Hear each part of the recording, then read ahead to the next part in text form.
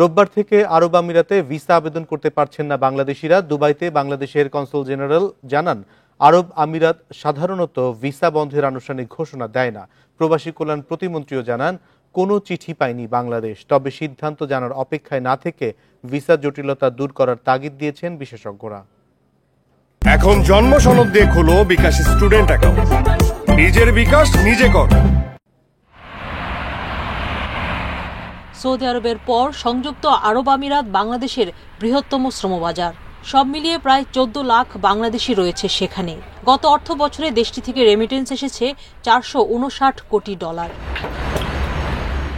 কিন্তু রোববার বাংলাদেশি শ্রমিকদের ভিসা বন্ধ করে দেয় দেশটি। বাংলাদেশের কনসুল জেনারেলও জানান, আবেদন করতে পারছেন না বাংলাদেশিরা।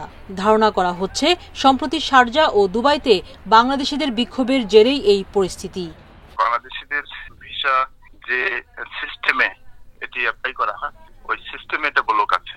ভিসা ইস্যুর ক্ষেত্রে কোনো ডিসিশন নেওয়া হয় তখন তারা সিস্টেম থেকে ব্লক করে দেয়, এবং সেটি করা হয়েছে। এক্ষেত্রে কোনো আলাদাভাবে কোনো নোটিফিকেশন জারি হয়নি বা এটা হয় না, এখানে এরকম রেওয়াজ নেই।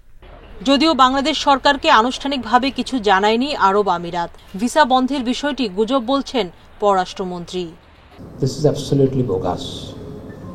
যারা দিয়েছেন এই সংবাদ, তারা এটি যাচাই বাছাই না করে দেওয়াটা সমীচীন হয়নি, সঠিক হয়নি।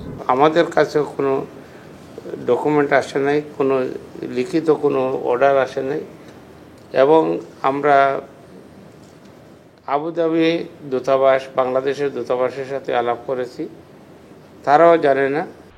বসে না থেকে এখনই কূটনৈতিক তৎপরতা চালানোর তাগিদ দিয়েছেন বিশেষজ্ঞরা।